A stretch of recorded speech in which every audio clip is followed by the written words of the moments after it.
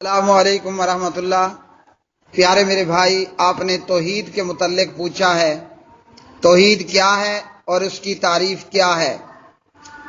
توحید لغت عرب کے اندر واحدہ یواحد فعل کا مصدر ہے، اور جب اس کی نسبت اللہ کی وحدانیت کی طرف کی جائے اور اسے ان صفات و ذات میں شریک ہونے سے انفرادی وصف دیا جائے تو یہ وحدانیت کا وصف کہلاتا ہے۔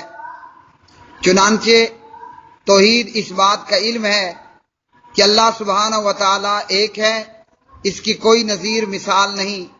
تو جو کوئی بھی اللہ کا علم اس طرح نہیں رکھتا یا پھر وہ اللہ کو وحدہ لا شریک نہیں سمجھتا تو وہ اللہ کو ایک نہیں مانتا۔ توحید کی اصطلاحی تعریف: توحید الوہیت، توحید ربوبیت اور توحید اسماء و صفات، ان تمام کے اندر اللہ بے نظیر، بے مثال، یکتا اور اکیلا ہے۔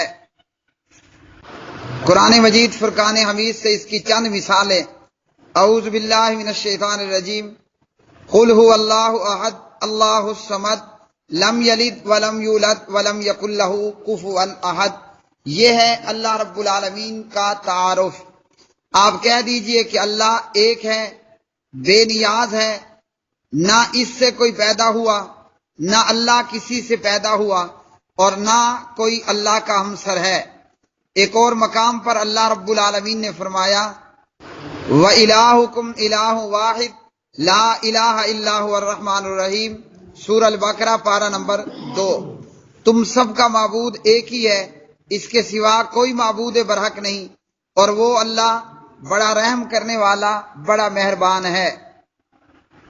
ایک اور مقام پر المائدہ، سورہ المائدہ کے اندر اللہ رب العالمین نے فرمایا: لَقَدْ كَفَرَ الَّذِينَ قَالُوا إِنَّ اللَّهَ ثَالِثُ ثَلَاثَةٍ، یقیناً وہ لوگ بھی کافر ہو گئے جنہوں نے کہا کہ اللہ تعالیٰ تین میں سے تیسرا ہے۔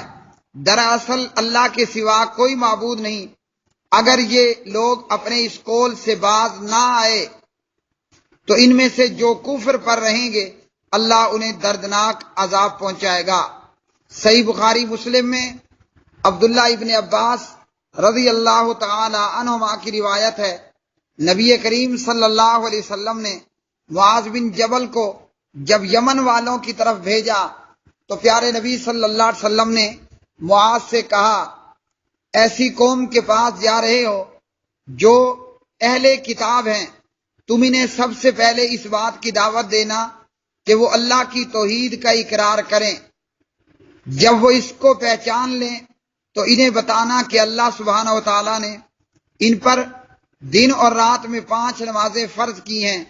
جب وہ نماز ادا کرنے لگے تو انہیں بتانا کہ اللہ نے ان کے مالوں میں زکوٰۃ فرض کی ہے، جو امراء سے لے کر اغنیاء سے لے کر فقراء کو دی جائے گی۔ جب وہ اس کا اقرار کر لیں تو ان سے زکوٰۃ لے لینا اور لوگوں کے بہترین اور افضل اموال سے اجتناب کرنا۔ صحیح بخاری، صحیح مسلم۔ اسی طرح کی بات اللہ نے سورہ آل عمران میں کی: قُلْ يَا أَهْلَ الْكِتَابِ تَعَالَوْا إِلَىٰ كَلِمَةٍ سَوَاءٍ بَيْنَنَا وَبَيْنَكُمْ أَلَّا نَعْبُدَ إِلَّا اللَّهَ وَلَا نُشْرِكَ بِهِ شَيْئًا وَلَا يَتَّخِذَ بَعْضُنَا بَعْضًا أَرْبَابًا مِّن دُونِ اللَّهِ فَإِن تَوَلَّوْا فَقُولُوا اشْهَدُوا بِأَنَّا مُسْلِمُونَ۔ کہہ دیجئے اے اہل کتاب، آؤ اس چیز کی طرف جو ہمارے اور تمہارے درمیان میں یکساں ہے۔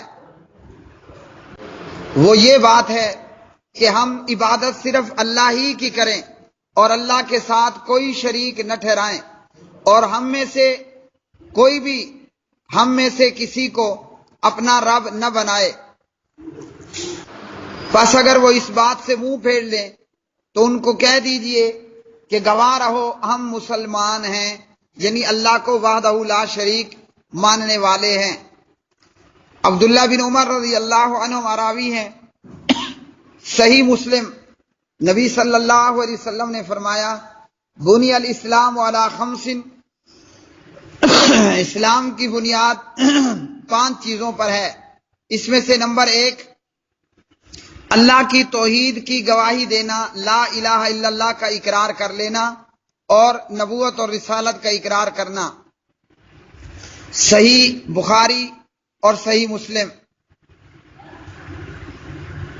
ان تمام آیات اور احادیث میں مقصود کلمہ طیبہ لا الہ الا اللہ محمد الرسول اللہ کے معنی کا اس بات ہے، جو کہ دین اسلام کی حقیقت ہے، جس کے لیے اللہ سبحانہ و تعالی نے اپنے نبی مکرم محمد الرسول اللہ صلی اللہ علیہ وسلم کو مبعوث کیا۔ میرے پیارے بھائی، توحید ربوبیت، توحید الوہیت اور توحید اسماء و صفات۔ توحید ربوبیت کیا ہے؟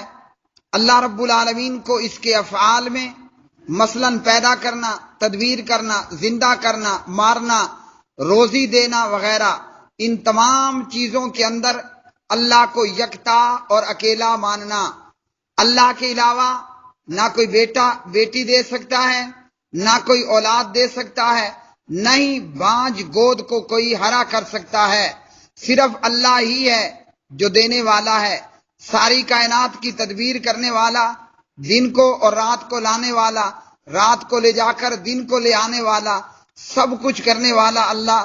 زندگی کا مالک بھی اللہ، موت کا مالک بھی اللہ، رزق دینے والا بھی اللہ۔ ان تمام چیزوں میں اللہ کو یکتا اور اکیلا ماننا۔ اور اگر کسی نے کہا کہ بیٹا بیٹی دینے والا کوئی اور ہے تو اس نے اللہ کی توحید کے اندر شرک کیا۔ جیسے اہل شرک نے کہا پیر سئی ککڑ گن تے پتر دے رتا لال، یعنی اللہ کے علاوہ انہوں نے غیر اللہ کو اولاد دینے والا سمجھ لیا۔ اور اس کی دلیل قرآن مجید کے اندر موجود بے شمار آیات اور احادیث۔ سورہ یونس پارہ نمبر 11 ہے۔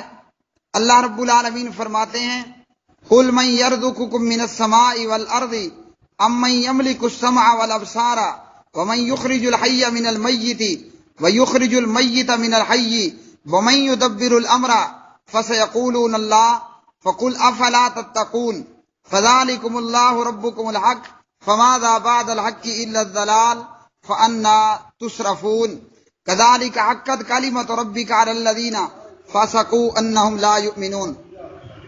آپ کہہ دیجئے وہ کون ہے جو تم کو آسمان اور زمین میں سے رزق پہنچاتا ہے، یا وہ کون ہے جو کانوں اور آنکھوں پر پورا اختیار رکھتا ہے؟ وہ کون ہے جو زندہ کو مردہ سے نکالتا ہے اور مردے کو زندے سے نکالتا ہے؟ وہ کون ہے جو تمام کاموں کی تدبیر کرتا ہے؟ ضرور یہی کہیں گے کہ اللہ، تو ان سے کہہ دیجئے کہ پھر کیوں نہیں ڈرتے؟ سو یہ ہے اللہ تعالیٰ جو تمہارا رب ہے حقیقی۔ پھر حق کے بعد اور کیا رہ گیا سوائے گمراہی کے؟ پھر کہاں پھرے جاتے ہیں یہ لوگ؟ توحید الوہیت، اللہ تعالیٰ کو ہر قسم کی ظاہری، باطنی، قولی، عملی، فعلی عبادت میں یکتا اور اکیلا مانا جائے، اور اللہ کے سوا باقی سب کی عبادت کی نفی کی جائے، وہ کوئی بھی ہو، جیسے اللہ رب العالمین نے فرمایا، اور اللہ رب العالمین کی عبادت کرو اور اس کے ساتھ کسی کو شریک نہ کرو۔